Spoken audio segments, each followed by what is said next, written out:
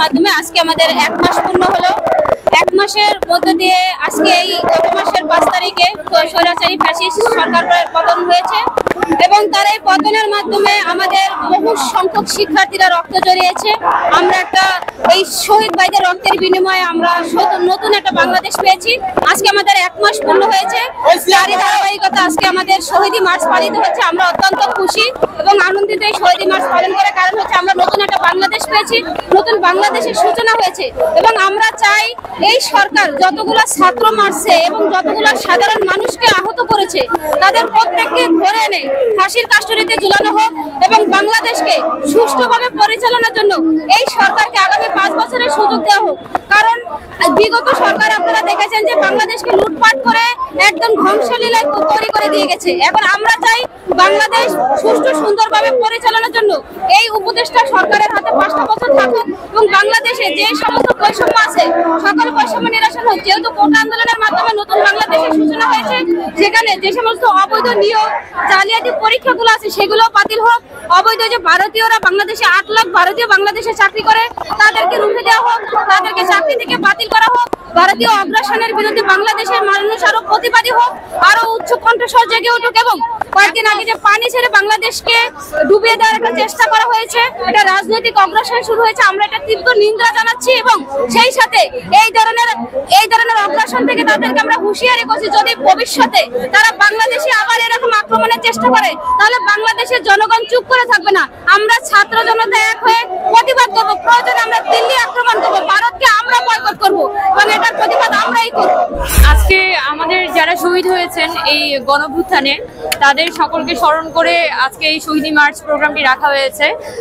শহীদদের রক্ত এখনো আমাদের বুকে তাজা এবং তাদের স্মরণ করেই আসলে আমরা এই নতুন দেশটাকে পুনর্গঠন করতে চাই।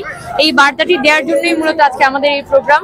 তো আপনারা মানে আমাদের এই শপথ নিতে হবে যে এই যে গণঅভ্যুত্থান হয়েছে, এই যে একটা নতুন বাংলাদেশ তৈরি হয়েছে, সেই বাংলাদেশকে কোনোভাবে আমরা পুরনো ফ্যাসিবাদী সিস্টেমে ফেরত যেতে দিব না।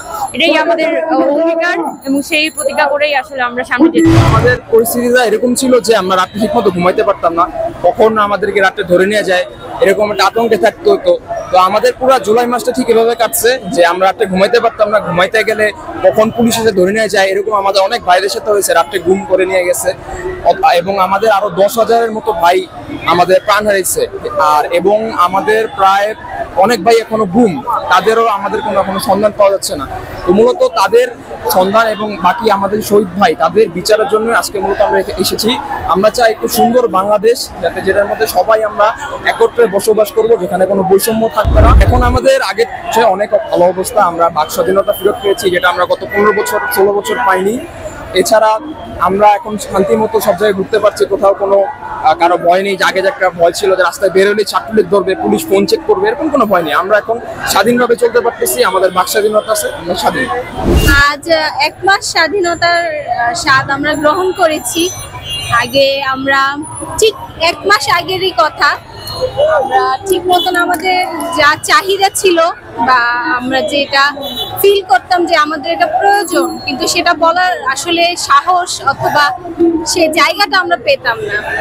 আজকে 1 মাস পর যখন আমাদের ছাত্র আন্দোলনের মাধ্যমে আমাদের ভাই বোনদের রক্তের মাধ্যমে যখন আমরা এই স্বাধীনতা পেয়েছি, এখন আমরা যেমন কি সুন্দর আমাদের পতাকাকে এই মুক্ত আকাশে উড়াতে পারছি, সেটা একমাত্র তাদেরই অর্জন।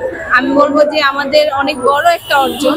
আমরা হয়তো 1971 সাল দেখিনি বা ওই স্বাধীনতা যুদ্ধ আমরা দেখিনি, কিন্তু সেই 1 মাসে আমরা সেটা ফিল করেছি। অনুভূতিটা হচ্ছে পরাধীনতা এবং স্বাধীনতার। আমরা এর আগে পকেটে মোবাইল রেখে খুবই দুশ্চিন্তায় থাকতাম, আমার মোবাইল চেক করে কখন আমার মেসেজগুলো পড়া হয়, কখন আমাকে ধরে নিয়ে যায়। এখন তো উন্মুক্ত পরিবেশে চলছে, কথা বলছে, আমাদের বিরুদ্ধেও বলছে, সবাই তার মুক্ত বাক স্বাধীনতার আমি যে স্বাধীনতাটা আমরা 1971 সনে পাইনি, আমার মনে হয় এই 5ই আগস্ট আমরা সেই স্বাধীনতার মূল আদর্শ উদ্দেশ্যগুলোকে প্রতিফলিত করার পথে। আসলে আমাদের যে লড়াই সেটা তো আসলে চলমান, এখনো সাম্রাজ্যবাদের আগ্রাসন সহ শুরু করে নানা ষড়যন্ত্র রয়ে গেছে। আমরা এটাকে রিঅ্যানেট করে করে আমাদের ঐক্যকে, জাতীয় ঐক্যকে ধরে রাখবো এই প্রত্যয়ে আসলে আজকে আমরা কিন্তু বিজয় মিছিল করি নাই, আমরা শহীদ মিছিল করছি, কারণ বিজয় মিছিলের সময় এখনো আমাদের আসেনি। তো আমরা আমাদের এই ইউনিটিকে ধরে রাখার জন্যই আমাদের এই আজকে শহীদ মিছিল এবং রিঅ্যানেট এবং 1 মাস পূর্তি পালন করছি আর কি। 1 মাস আগে আমাদের যে অবস্থা ছিল, বাট এখন আলহামদুলিল্লাহ আমরা অনেক ভালোই আছি। যেরকম দেখা যাচ্ছে যে যখন হাসিনা সরকার ছিল তখন আমাদের প্রতিটা ক্যাম্পাসে ছাত্রলীগের কাছে আমরা অনেক অত্যাচারিত হয়েছি। এরকম হয়েছে ক্যাম্পাসে প্রফেসর পড়াচ্ছে, ওইখান থেকে আমাদের উঠায় নিয়ে আসা হয়েছে, আমাদেরকে অনেক জায়গায় আপনার করা হয়েছে, অনেকভাবে অত্যাচার করা হয়েছে। যারা হলে ছিল তাদের র্যাক দেওয়া হয়েছে। বাট এখন ওইখান থেকে আমরা আলহামদুলিল্লাহ প্রচুর ভাবে ভালো আছি। দেন আমাদের আন্দোলনটা ছিল যেটা দেশ স্বাধীন করা নিয়ে, কিন্তু সেটা হয়েছে, কিন্তু এখন সংস্কারটা ভালোভাবে পাচ্ছি। সবার আগে নিজেদের সংস্কার করতে হবে, এরপরে যে দেখা যাচ্ছে যে আমরা সবই পাই। গণঅভ্যুত্থানের আগে আমরা নির্যাতিত অবস্থায় ছিলাম, আমরা অনেক শোষণ বঞ্চনার মধ্যে দিন পার করছি, অনেক কষ্টের মধ্যে দিন পার করেছি, অনেক ভয় এবং আতঙ্কের মধ্যে দিন পার করছি। এখন গণঅভ্যুত্থানের পরে আমাদের মধ্যে স্বস্তি আছে, শান্তি আসছে। বোনেরা যারা শহীদ হয়েছে বা আমাদের একজন শহীদ হয়েছে, তাদের স্মরণে শরণাপন্ন হয়ে আমরা আজকের রুটে নেমেছি। তাদের স্মরণে থেকে বাংলাদেশের সবাইকে মেসেজ দেওয়ার জন্য, বাংলাদেশে না সারা বিশ্বের মানুষকে মেসেজ দেওয়ার জন্য যে না, যারা চলে গেছে তাদেরকে স্মরণ করার মতো কেউ আছে। সেই হিসাবে ছাত্র জনতা ডাক দিয়েছে, আমরা মাঠে চলে আসছি। এটা হচ্ছে বড় কথা।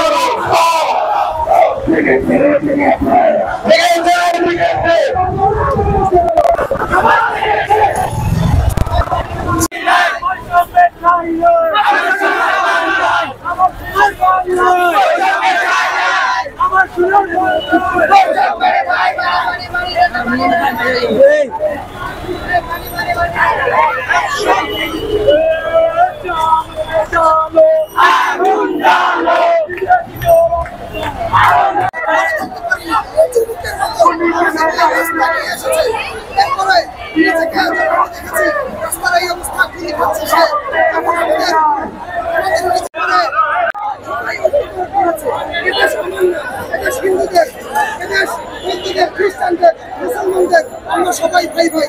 এতদিন স্বৈরাচার সরকার রাষ্ট্রের সার্বভৌমত্বকে ধ্বংস করে বিশ্বাস দিতে পারছি, কারণ এখন যেদিকে দুর্নীতি করে